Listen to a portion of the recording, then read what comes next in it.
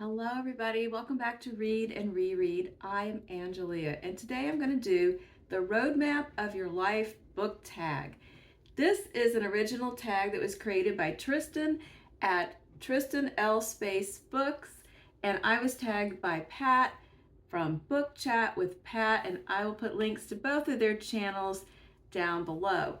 And this is a tag that's all about the places that you've lived and book associations with those places. And there's only 2 prompts, but they're kind of broad, so they take a little while depending on how many places you may have lived.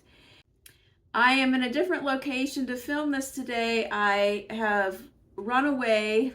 I'm on the lam from the room with the noisy air conditioner. And so I've gone next door to the guest room, which is kind of a room in progress because this was Steven's studio room, but he moved out to the garage, insulated it, put AC in and windows and everything.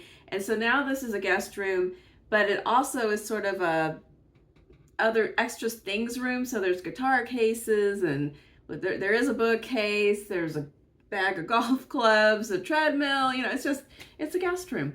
Okay, so the first question is, I'm going to read it because it's kind of long. What is a book that reminds you of or takes place in each place that you have lived? This could mean country, state, province, city, town, and or apartment or house. Just come up with a book that really resonates with you and the time you spent in each place where you've had a mailing address. Okay, so it's pretty open-ended. As long as somehow you are connecting places you've lived with books, there's certainly a lot of avenues to explore. I lived in a ton of places in my life because my dad was in the service. He was in the Coast Guard. He was actually in the Navy when I was born in Vallejo, California, and then he joined the Coast Guard. All my childhood, he was in the Coast Guard. And so we moved around, and as an adult, I realized that those moves were not all official transfers. Some of that was parental restlessness, because sometimes we just moved to multiple houses in the same town during the same, assignment or whatever. So anyway, I did live a lot of places, and I started out in California. I was born mostly in the Bay Area near San Francisco, but in the suburbs. We always lived in the suburbs, which may have contributed to my longing to move into exciting big cities as an adult. But so as I mentioned, I was born in Vallejo. My brother was born in Oakland, and we lived in various locations in that area. We lived in Santa Rosa, Petaluma, Rohnert Park, Pleasant Hill, Marin County, Novato, just kind of all around in like Sonoma County, Marin County, that whole area, if you're familiar at all.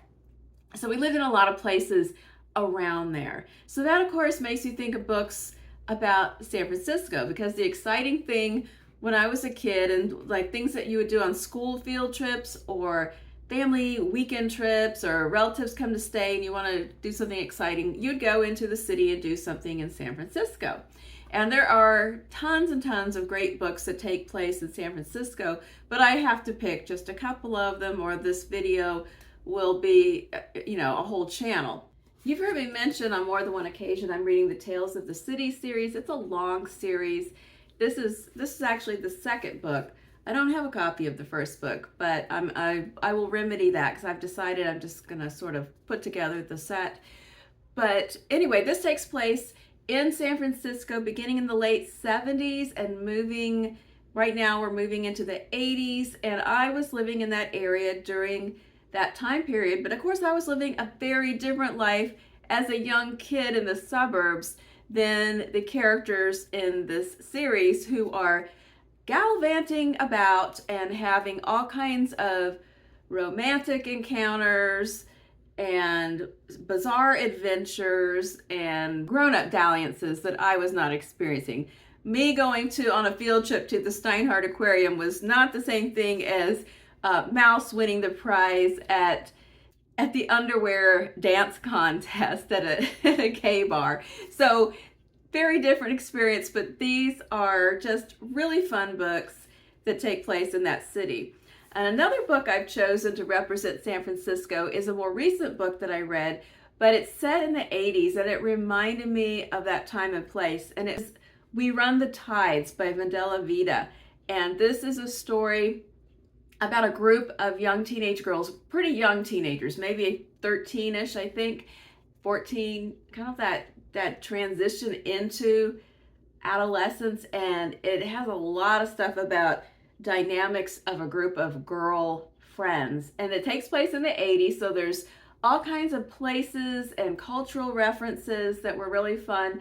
But the story is good. It's a really interesting character study. And it has to do with this group of friends. There's that one girl that's sort of the leader of the group who sort of sets the tone. And she is quite a chronic liar. And basically, whenever she decides to shift the tale or the reality, everybody better fall in line if they want to stay in this friendship group. And the main character that narrates is a different girl in the group, and she kind of ends up being on the outs when she differs in her perspective about an incident that they saw one day. I can't remember, they were walking home from school or something, and they saw something and don't agree on what exactly they just witnessed. And it causes a rift in the group. And then the queen being girl goes missing. That's all I'm going to tell you about the story, but it was good. There was a lot of layers going on there. And I have failed to seek out and read another book by this author, but I really enjoyed this book. Let me know if you read it too. Okay, so then the family made a big move when I was in 8th grade to Virginia. And we lived in the Fredericksburg, Virginia area for several years, and I went to most of my high school time and college there. We had a brief little anomaly where we went back to California part of my senior year of high school, and then we came back in the same year. I need to do a gate count, but I went to about 12 different schools in my K through 12 years. It was kind of a mess, but we were mostly in Virginia during my teen years and my very early 20s. And Fredericksburg, Virginia, of course, is also where another famous booktuber lives, Greg from Another Bibliophile Reads. He lives there now. All right, first of all, Virginia is where I was living when I was 14, and that's when I read Catcher in the Rye, my favorite novel of all time. It has nothing to do with Virginia. It's set in New York City. It does have a lot to do with my great love of books set in New York City, but I was living in Virginia when I first read it, and I have to wiggle him into every tag. So, hi Holden, Catcher in the Rye. Wait, we have to get in a time machine and go backwards. I forgot. When I was in 5th grade, we lived in New Orleans for a while. This was one of our actually we went there, we came back, and we went again. I don't know what was going on. But we lived in the New Orleans suburbs for a while. So I was there through a year, got to go to Mardi Gras. There was a big flood somewhere along the way. It was 5th grade. And so I've grabbed a couple of books that take place in Louisiana. The classic Streetcar Named Desire. Please ignore the terrible cover on this TV tie-in and just, in your mind, substitute, just we'll cover them up. It's bad. I keep talking about how I went through this glorious heyday in high school and college of reading plays, and I've been meaning to start reading plays again, but it's been very sporadic. And this is one of the plays I want to reread, but it takes place in New Orleans.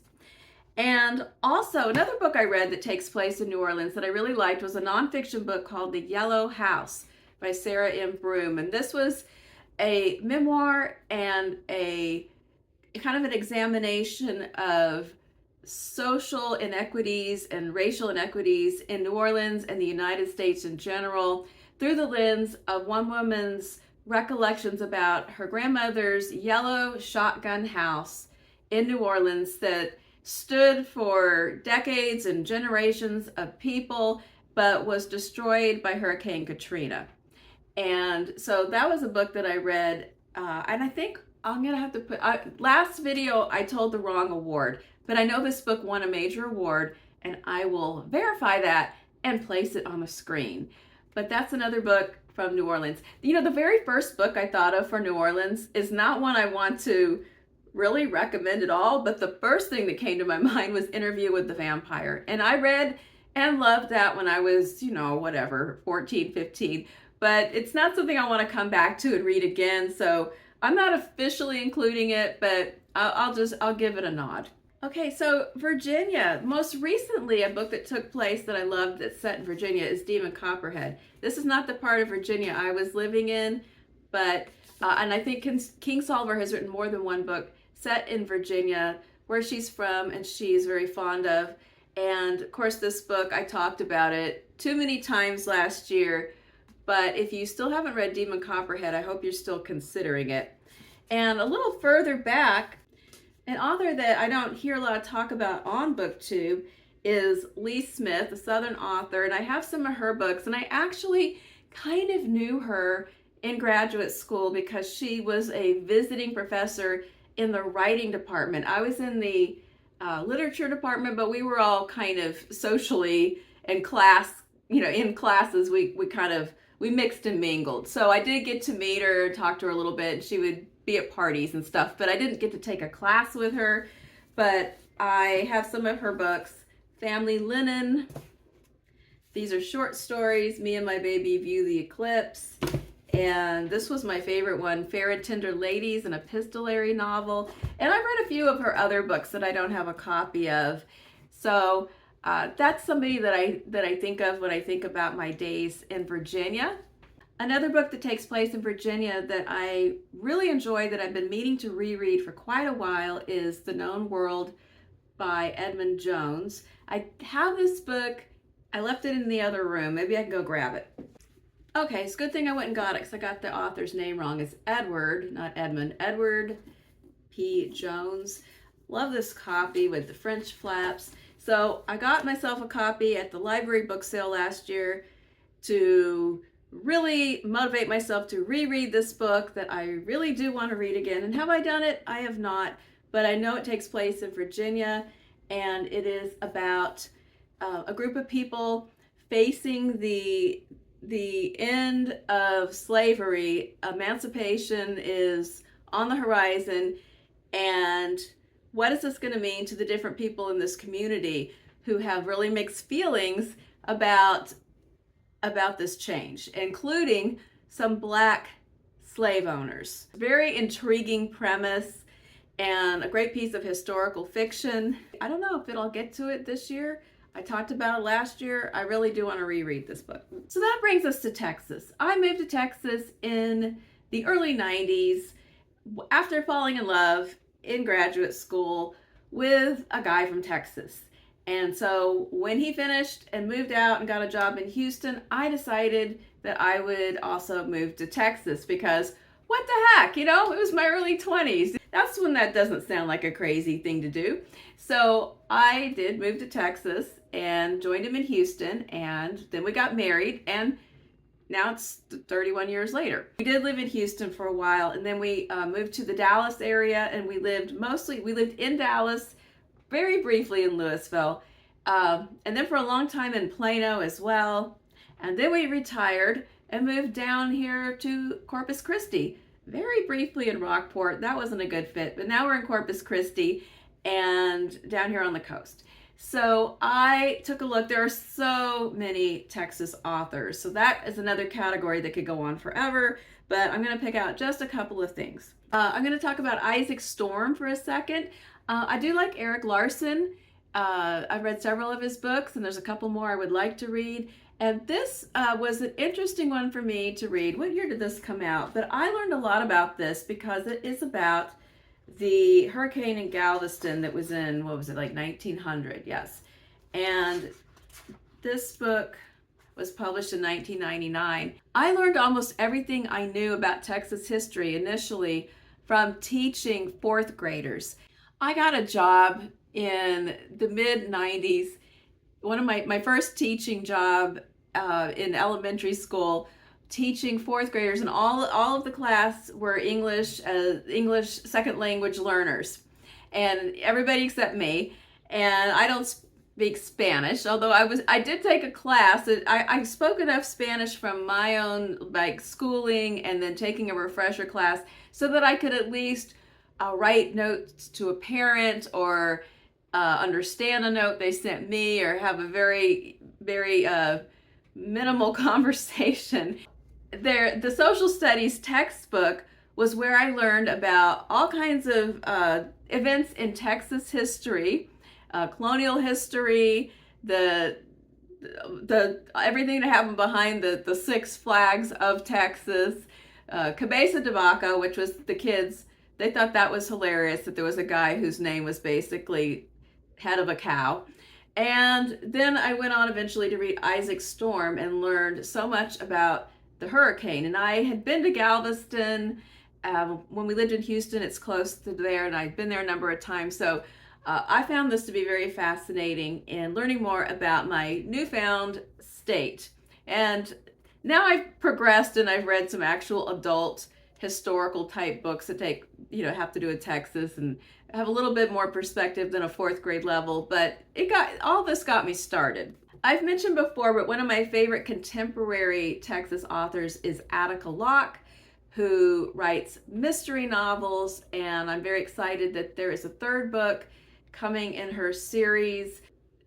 Anyway, I'm looking forward to that later this year. If there's a picture and a title of it, I will put it up here.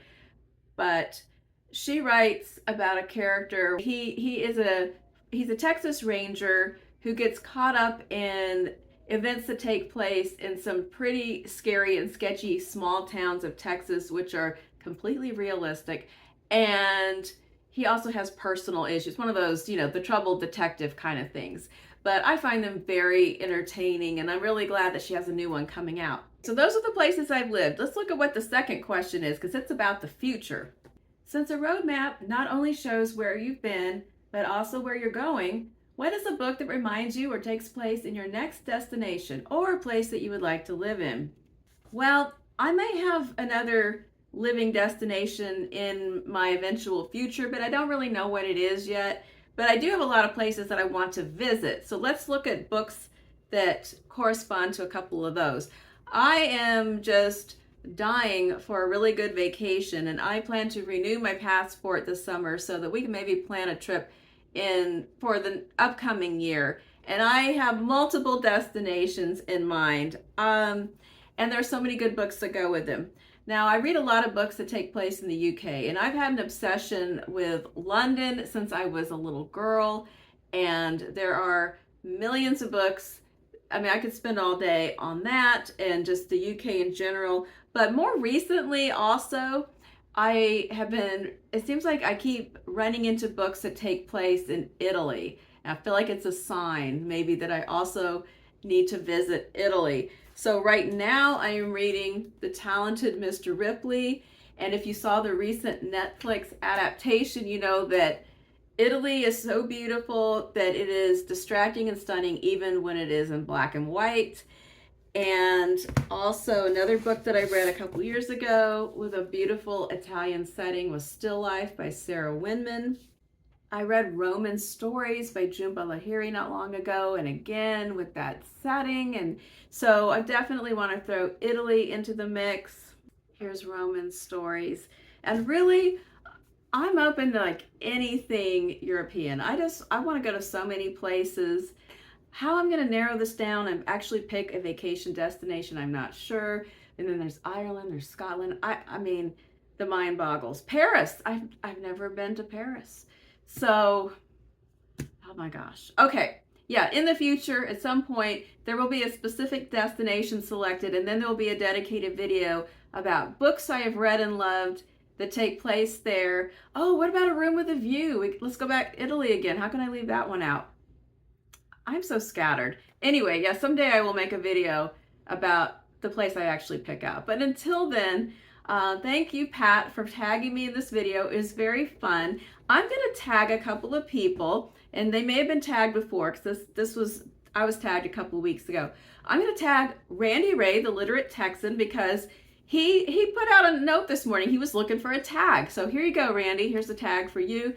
I'm also going to tag Priscilla, an evening reader, even though she hasn't been making a ton of videos lately due to work obligations, but it's not a time sensitive kind of video. So you could save this and do it just any old time if you ever want to. But since you have lived in some interesting places, I thought of you when I saw the questions in this tag. So, and everybody else, if you have not done it, it's very fun. So consider it, especially if you have lived in any places that are unique. I think mine are not exactly that exciting, but some people have had more far-flung adventures than I have. So please do the tag. And until then, I hope you have a great week, and I will see you soon. Bye-bye.